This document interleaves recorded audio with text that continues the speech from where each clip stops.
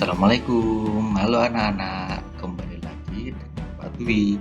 Hari ini kita akan membahas tentang ekosistem. Sudah siap belajar ya hari ini ya? Tetap semangat belajar meskipun di rumah. Kita membahas materi kali ini, coba kalian perhatikan dua gambar berikut.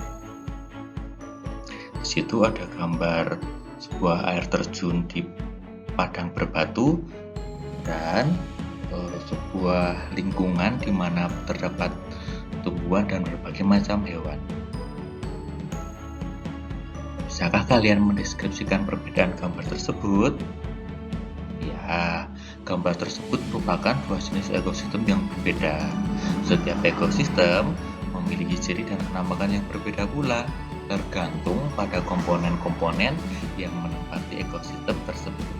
Nah, pasti kalian bertanya, apakah ekosistem itu?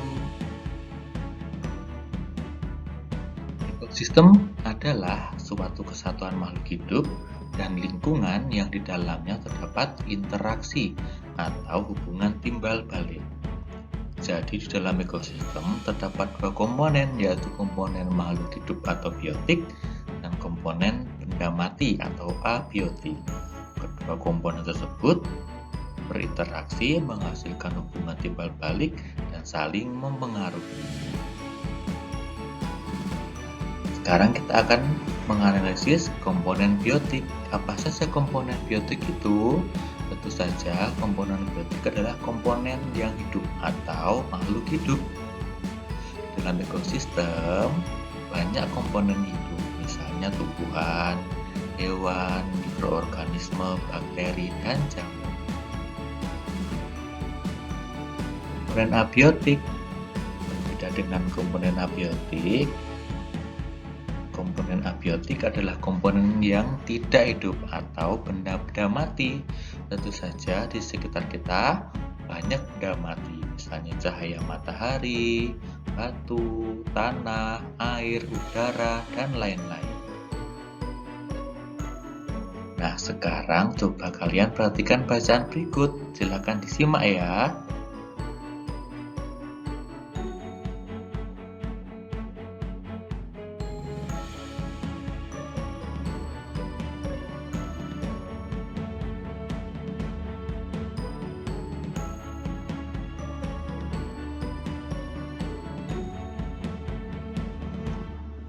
Bagaimana, sudah selesai membacanya? Oke, kita lanjutkan.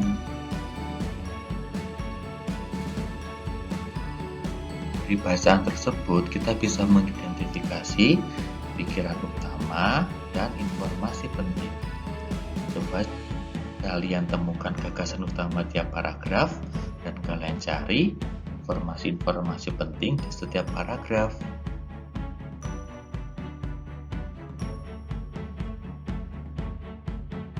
Kemudian tuliskan temuan kalian pada buku masing-masing. Kalian bisa membuatnya pada tabel pikiran utama serta informasi penting. Untuk bacaannya nanti bisa saya bagikan di grup WhatsApp ya.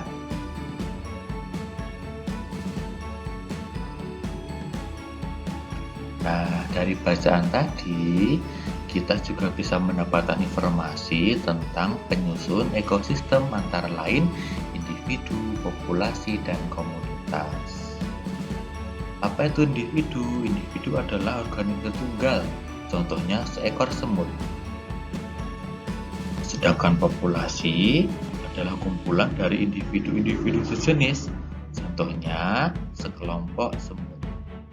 Nah, sedangkan komunitas adalah kumpulan dari beberapa populasi, misalnya komunitas serangga yang terdiri dari populasi semut, populasi lebah, dan populasi belalang. Sudah paham anak-anak? Beberapa jenis hewan ada yang memilih untuk menyendiri atau individual, dan ada juga hewan lain yang berkelompok atau berkoloni. Kemudian kita akan membahas interaksi dalam ekosistem. Dalam ekosistem terjadi interaksi antara komponen-komponen ekosistem. Interaksi tersebut dapat berupa interaksi komponen abiotik dengan komponen biotik atau antar komponen biotik. Interaksi antar komponen biotik dan abiotik misalnya antara air dengan tumbuhan.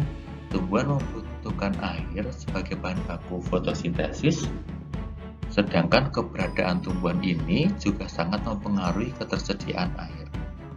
Nah, interaksi antara komponen biotik di dalam ekosistem dapat terjadi melalui peristiwa makan dan dimakan. Pada peristiwa makan dan dimakan akan terjadi aliran perpindahan energi antar makhluk hidup. Nah, berbicara tentang makan dan dimakan, kita bisa mengelompokkan beberapa hewan berdasarkan jenis makanannya. Menurut jenis makanannya, hewan dikelompokkan menjadi 3 jenis, yaitu herbivora, karnivora, dan omnivora. Kita akan bahas satu persatu ya. Adalah hewan pemakan tumbuhan atau makanannya berasal dari tumbuh-tumbuhan. Bisa berupa buah, biji-bijian, daun, rumput, batang bunga, bahkan nektar. Sedangkan contohnya antara lain sapi, kambing, kerbau, gajah, jerapah, dan kuda. Bisakah kalian mencari contoh yang lain? Coba dicari ya.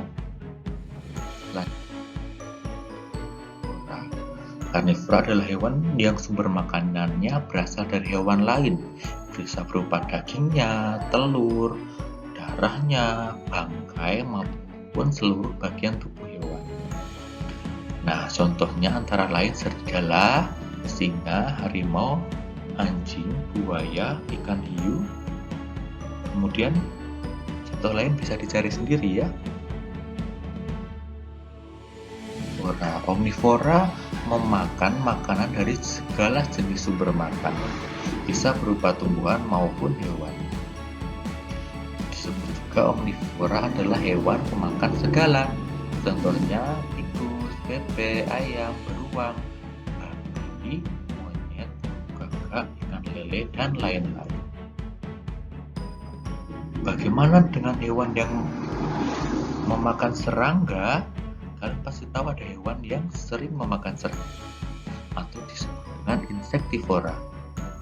Kali ini kalian harus berdiskusi dengan teman atau orang tuamu di rumah ya tentang hewan insektivora. Hasilnya nanti bisa kalian bagikan melalui grup WhatsApp bersama teman-teman yang lainnya.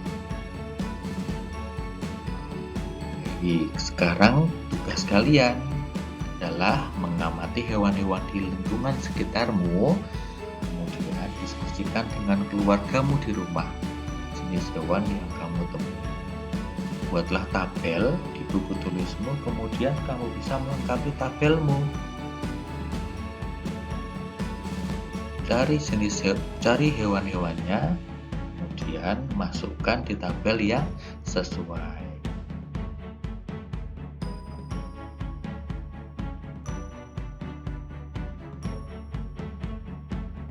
Sebagai produsen, kemudian dimakan oleh jangkrik yang berperan sebagai konsumen primer.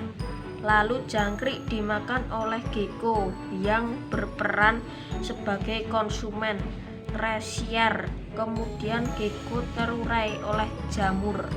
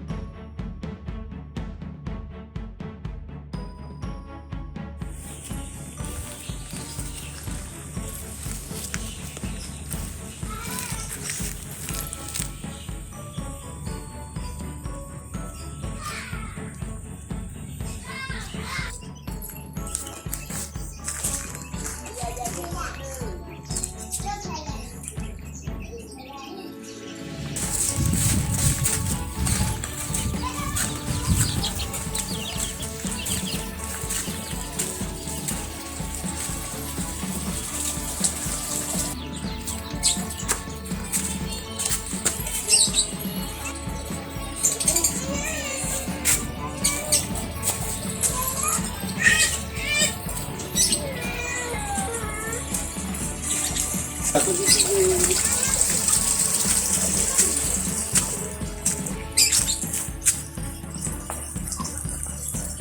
saja belajar, nanti bikin saja.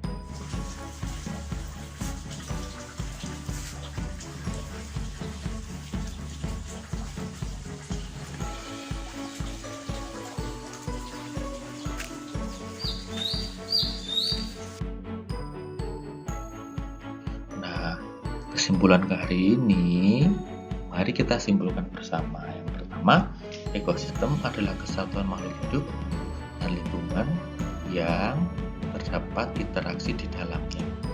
2. Dalam tiap paragraf pasti memiliki pikiran pokok. 3. Informasi penting bisa kita temukan dalam paragraf. 4. Berdasarkan jenis makanannya, hewan dikelompokkan jadi 3 jenis. Oke, kita renungkan bersama. Ekosistem harus kita jaga keseimbangannya, karena ekosistem sangat vital dalam kehidupan kita. Jika keseimbangannya tidak terjaga, maka akan terjadi kerusakan. Misalnya kodok adalah pemangsa hama tanaman padi. Maka ketika kodok jumlahnya berkurang, hama padi akan berkembang dengan cepat. Ular adalah pemangsa tikus.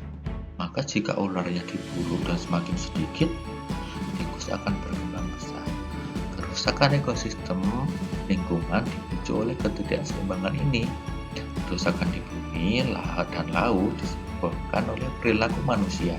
Jika tidak melakukan introspeksi terhadap tindakannya, maka kerusakan akan semakin bertambah. Pesan Pak Guru, internet menjadi teman belajar kita. Selain materi yang disampaikan oleh guru, kita bisa menambah ilmu pengetahuan melalui berbagai media elektronik, baik berupa video YouTube, pencarian Google, dan masih banyak lagi.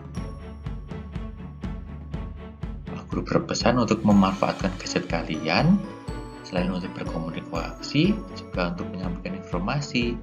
Bisa juga berdiskusi dan berkolaborasi dengan teman, dengan Pak Guru maupun dengan orang tuamu di rumah.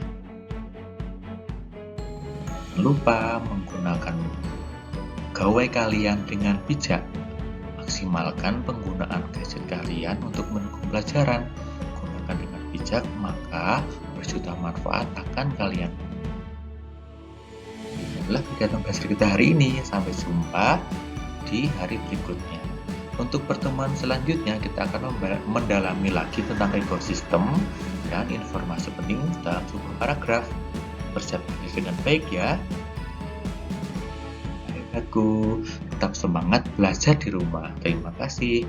Assalamualaikum warahmatullahi wabarakatuh.